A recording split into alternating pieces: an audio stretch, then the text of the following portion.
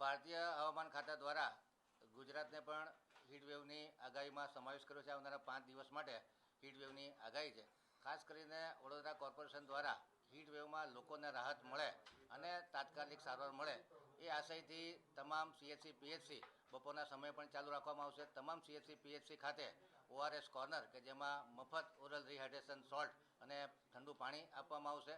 વડોદરામાં 34 જેટલી જગ્યાએ વોટર કુલર ઊભા કરવામાં આવે છે. એ સિવાય અલગ અલગ જગ્યાએ ટેન્ટ બાંધી અને પાણીની પરબો બાંધવામાં આવશે.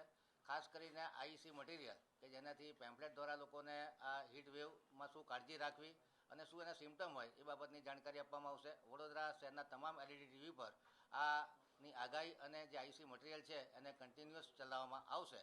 ખાસ કરીને લાઉડસ્પીકરથી પણ આગાહી કરવામાં આવશે. કોર્પોરેશનના તમામ કોન્ટ્રાક્ટરો તથા બિલ્ડર એસોસિએશનના તમામ સભ્યો અને ઇન્ડસ્ટ્રીયલ એસોસિએશનને તાકીદ કરવામાં આવી છે કે બપોરે 1 થી 4ના સમયમાં મજૂરી કરતા તમામ વર્ગને આરામ આપવામાં આવે, જેથી કરીને તમામ લોકોની સુરક્ષા અને સલામતી જળવાઈ રહે.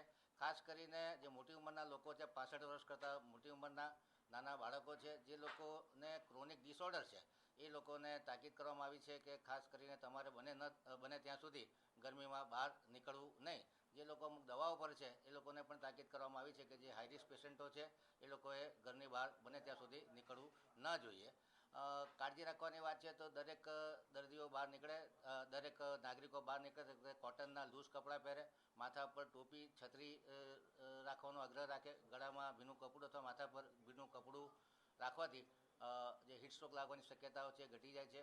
કામ પર જતાં પહેલાં પાણી પીવું જોઈએ, ચાલુ કામ દરમિયાન પણ પાણી પીવું જોઈએ અને કામ પતી ગયા પછી પણ હાઇડ્રેશન રાખવું જોઈએ.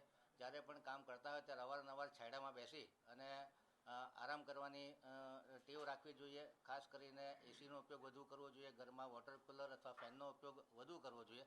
કન્ટિન્યુઅસ ગરમીમાં રહેવાનું ટાળવું જોઈએ અને ઘરે બનાવેલા પીણા જેવા કે છાશ છે કે બાફલો છે અથવા લેમન જ્યુસ છે એ પીવાથી રાહત મળતી હોય છે. ઓરલ રિહાઇડ્રેશન સોલ્ટથી પણ રાહત મળતી હોય છે. ખાસ કરીને ટી, કોફી, આલ્કોહોલ અને સોફ્ટ ડ્રિંક ને આ ગરમીના સમય દરમિયાન અવોઇડ કરવા જોઈએ. ખાસ કરીને શેરડીનો રસ પણ નુકસાનકારક સાબિત થઈ શકે છે.